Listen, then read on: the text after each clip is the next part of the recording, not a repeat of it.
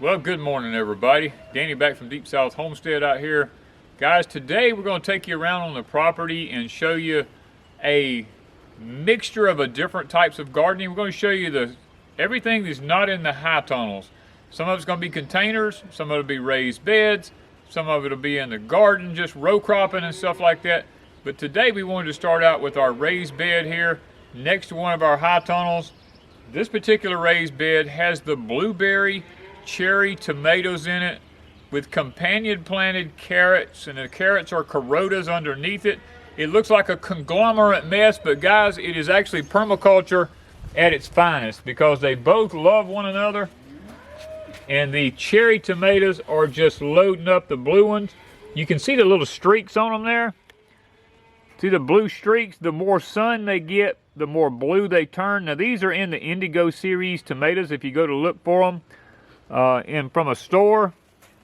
They really don't have a really good taste until you allow them to just turn completely purple. Now they won't turn purple unless they get sun. Now if you leave too many leaves on, they'll still stay a deep dark orangish red look, but you got to let them get completely ripe. And then amongst these we have a few sunflowers that have come up in here from last year's seeds that fell. There's another one over here. It's going to grow up in here, and then I see another one in the background back there. But guys, look at this. This is carrots and tomatoes. Look at how well they are companion planting together here. I really believe that this year is going to be a bumper crop for these blueberry cherry tomatoes. One of the things about our tomato cages here is you want to always make sure the plants stay inside the cages. You have to be, we come out here on a daily basis and we pull the tops in to make sure that they stay in here. Now when it comes to, this is not really a tomato pruning video, but when it comes to pruning tomatoes, you always want to, like a lot of mine are forked. A lot of people say, well, your tomato plants are forked. Well, we'll come in here and below, see this is our first fruit cluster right here. You don't want any suckers below the first fruit cluster except one. You want to get the first one below it whenever it comes to forking your plant out. All the rest of these need to just come out of here because they're absolutely of no use whatsoever.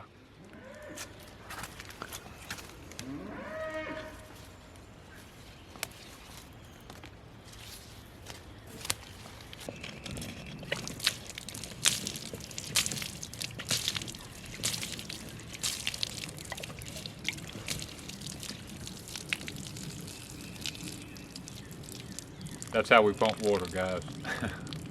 All right, guys, these are some of our spaghetti squash. We started kind of early this year thinking we were going to really get ahead of everything. We put them out, and what happened was the temperatures just never have warmed up. As a matter of fact, it's still kind of cool in the mornings. This coming next 3 days is actually going to be at 50 degrees. So it's kind of cool for these, but they are trying to pull out because sometimes the daytime temps will heat up to about 80 to 85 degrees, and when it does, these will kind of want to pull out a little bit. And I think they'll eventually make it, but they're not doing what they did last year. Last year, 5 seeds growed us 50-something spaghetti squash. But now this year, we've already got a bunch of spaghetti squash coming on here. We've got quite a few per plant.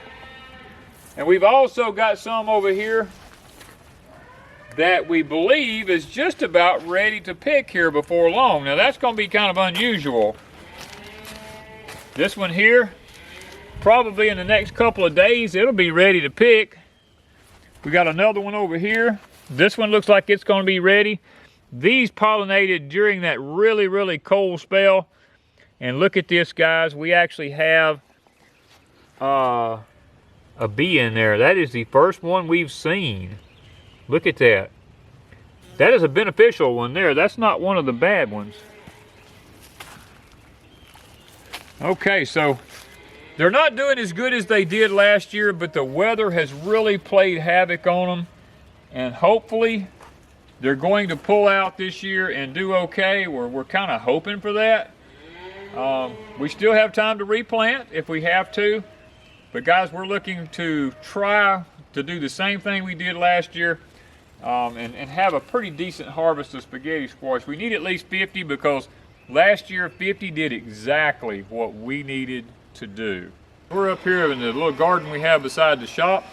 Now, Wanda and I just yesterday dug our potatoes out of here. We dug the Russian fingerlings here and some French fingerlings up here and some other white potatoes. We don't even actually remember what kind they were. We have to go back and look at our video to know, but they weren't very good. The white ones didn't do real good. The fingerlings done fantastic. We got a 5-gallon bucket full off of about a 30-foot row. I thought that was real good. But what we've done is we come in here behind these and we planted our sweet potatoes in here. Technically, sweet potatoes is not in the potato family. They're in the morning glory family. So we came back behind them and planted where we dug them up at. We planted the red sweet potatoes here so that we can have a small garden of them right here.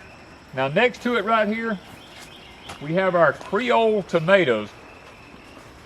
We only planted 6 plants this year because we've got so many tomato plants that we're trying to get a lot of different varieties and save a lot of different seeds. So we have these isolated off over here in this garden so we can save the seed from these. And then beside it, we have our onions under the black row cover. And guys, this has worked out fantastic for us this year. We have literally harvested a pile of onions off of this black plastic here, or ground cover should I call it. We have holes burned in it, and in the fall we set the little sets in there. And I'm going to tell you, look at the size of some of these.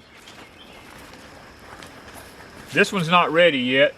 This one's big as a softball right there. There's another one underneath it right there. These things are just huge, and they work out so good under this black row cover because it warms the ground up early, and they do really well. Now we have one down here that's gotten ready because it's broke over. This one here, we'll need to get it and take it to the high tunnel and let it dry in there with the rest of them. But this one's a nice sized little onion. We've learned here at Deep South, we don't want the big old huge onions because they don't hold well. So we're gonna move on from here to the front garden up here because we have a lot of different gardens and we isolate a lot of our different plants in those gardens so we don't have to worry about cross-pollination. And I know a lot of y'all are gonna ask, well, what day is this? When are you shooting this? Today is May the 12th. Just so that y'all know that, you know, the time frame that we're doing this, it is May the 12th, 2021. Guys, I'm excited about what we've got going on so far. Now, it's not as good as it was last year, but under the circumstances with all the inclement weather we've been having, we're doing okay. Guys, this is another thing I wanted to share with you. These squash plants right here are exactly the same age as the ones in the high tunnel are. The ones in the high tunnels, one squash would take up all this area out in here. Last year I planted out here. This time the squash was huge. If you go back and look at our videos from last year, the squash just covered everything. This year, these little old squash, I mean, look at these. These little, I got to get rid of a leaf here. These little old squash here, I mean, they're not doing nothing because of the weather this year. It's so cold. Here's one here we're gonna pick. It's actually ready to pick.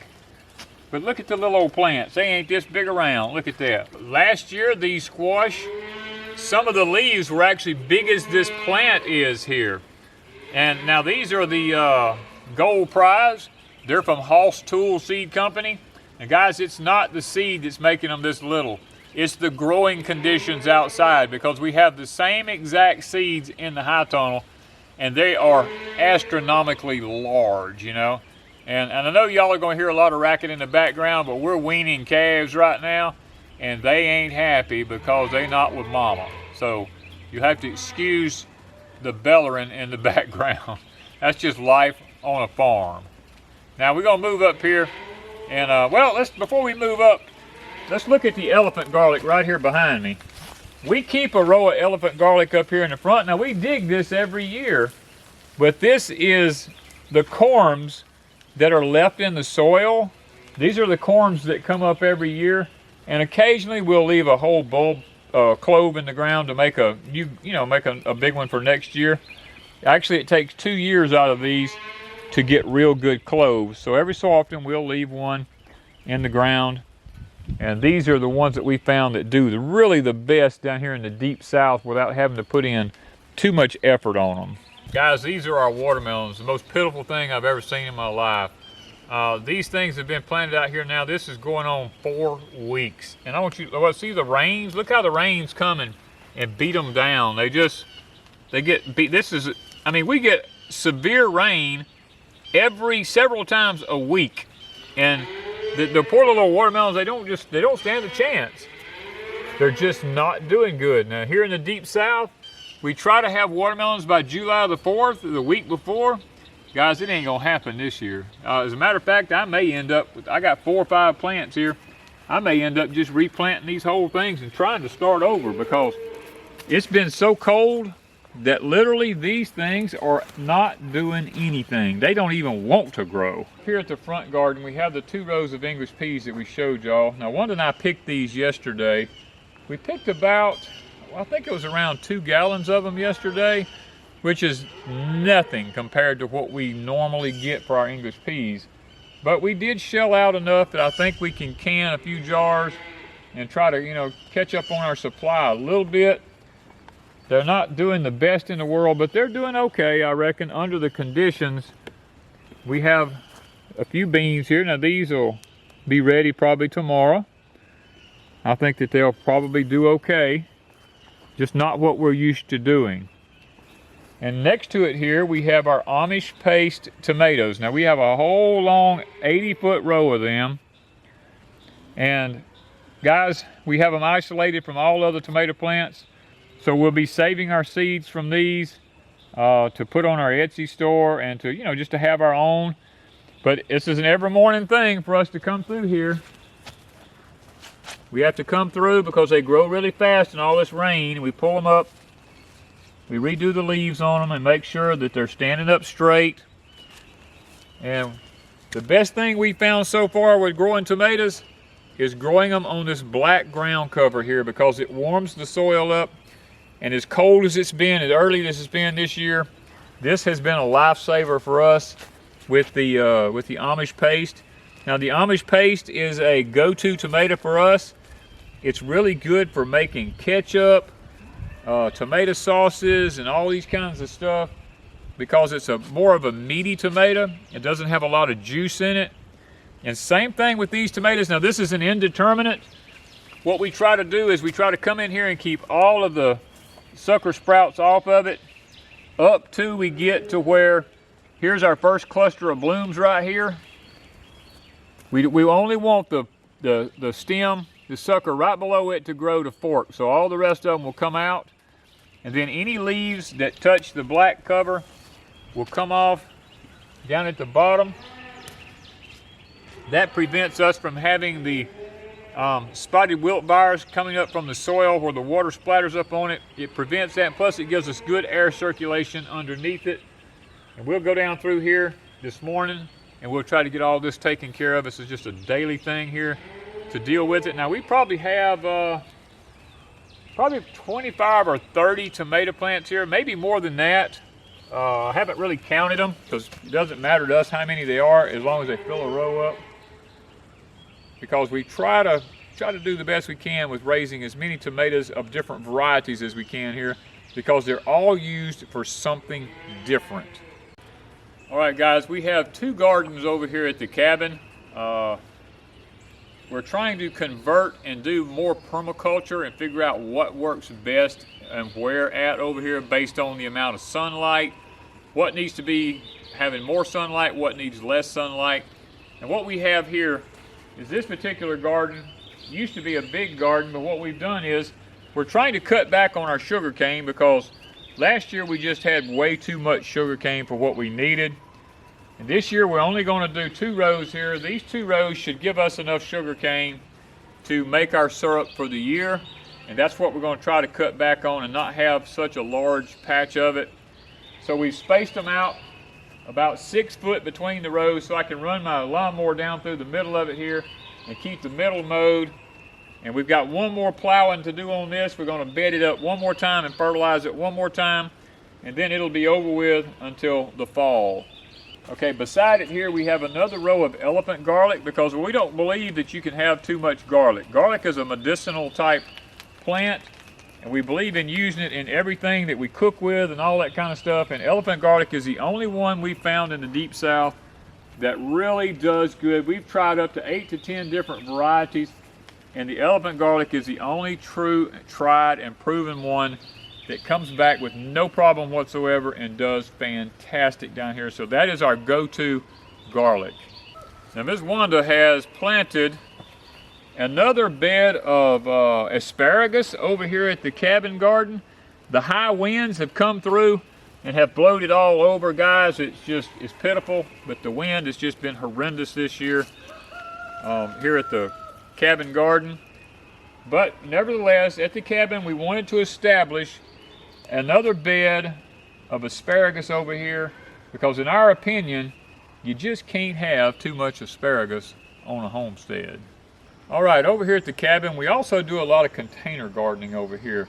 Now we haven't filled all the containers yet because it's just been so cold. We want to wait and do the other half of the containers once it warms up a little bit to see if it's going to make a huge difference. Now we have some yellow Marconi peppers here. Now they're just now starting to turn green.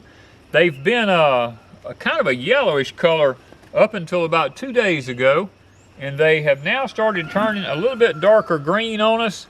And they're actually a couple of them, like this one here, is starting to bloom. We're kind of excited about that. Now this here was the Celebrity Plus tomato that we're experimenting with for Hoss Tool Seed Company to see how they do down in the Deep South. In all fairness, rather than put them all in the garden, we decided to put a couple of them up here in containers to see, does containers do any better than gardening? And we have lots of people on our channel who container garden because that's all they can do. And we thought that it would be fair to do an experiment here and out there so we could tell Hoss Tool that, hey, the ones in the containers did this, the ones in the garden did this, compared one to the other, see which one actually does the best, so that maybe in the future it'll help us to understand a little bit more about which direction we want to go also with our tomato plants. Okay guys, we're up here in our potato garden now. And guys, just 2 days ago, these potatoes were dark, luscious green, big old tall potatoes. Of course, when it comes time for potatoes to be ready, these have reached their number of days. They die out real quick in the South. We don't get this prolonged thing where potatoes just keep standing down here. These potatoes, when they're ready to go, they're ready to go. And these probably, I'm going to guess by, let's see, today is Wednesday the 12th. Probably around Saturday of this week into the middle of next week, we will probably have to dig most of these potatoes because they'll probably go down that fast. Now we have a row and a half of our favorite red potatoes. We have probably a row of the dark blue potatoes.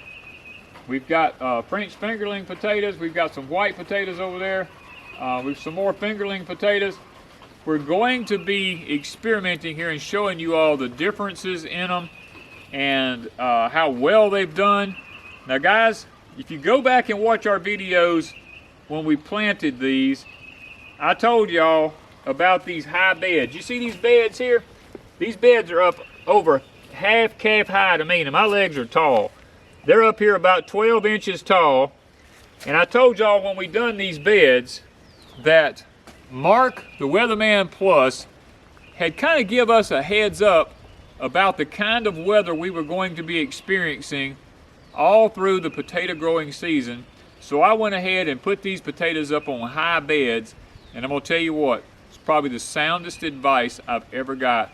Had we left them down at ground level, the potatoes would probably already be rotted, because we get 1 to 5 inches of rain every week that we've had these potatoes out here. There's been at least that much rain every week, and they would have rotted in the soil. So hopefully by having them up on these high beds, we're going to be able to harvest them without actually losing any of them. So thank you, Mark from the Weatherman Plus, for that little bit of tip. As you did your weather videos, we picked up on that, and it's been a true blessing to us.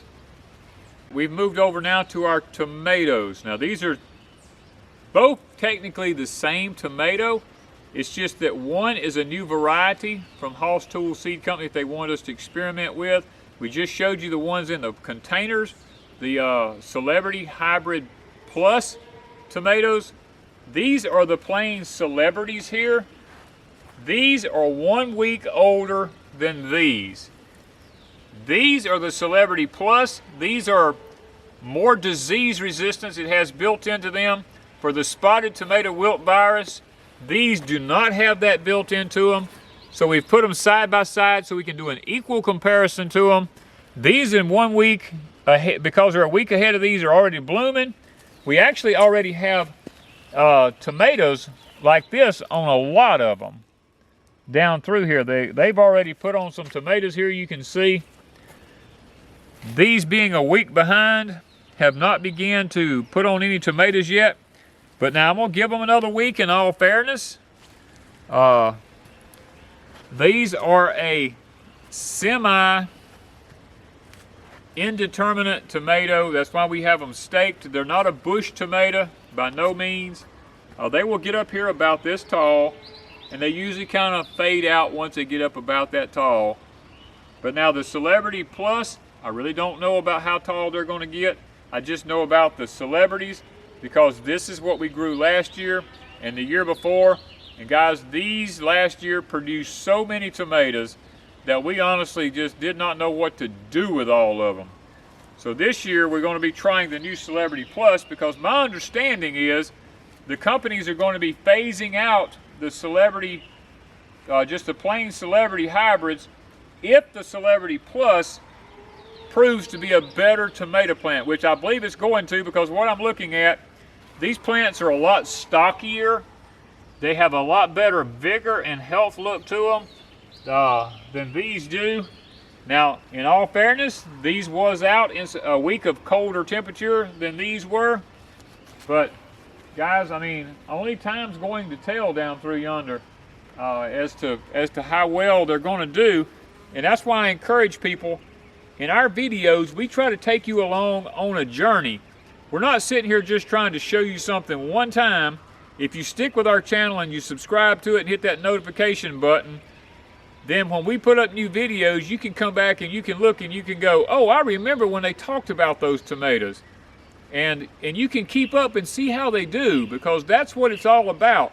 It's not about just showing a plant once and never showing it again. Our goal is to show you the plant when we planted it, which we did. We showed you how we planted it. We're showing you at a particular point now, which is the 12th of May. And we've showed you that there's a week difference between these two. And guys, when they begin to produce tomatoes, we're going to show you the comparison between the two of them, how well they do if you stay with us. That's what's called the learning process on how to grow things on a homestead. That's what our channel wants to do. All right, guys, we're down here in the lower part of the garden now. I opted out on planting Danny corn this year and decided to plant Hickory King, a variety I've never grown here before, as an experiment. This will be my last year to experiment with corn. After this year, I'll strictly go back to everything I know that works, because I know that the food system's fixing to crash. And I had to give Hickory King a try just to see how it would work out.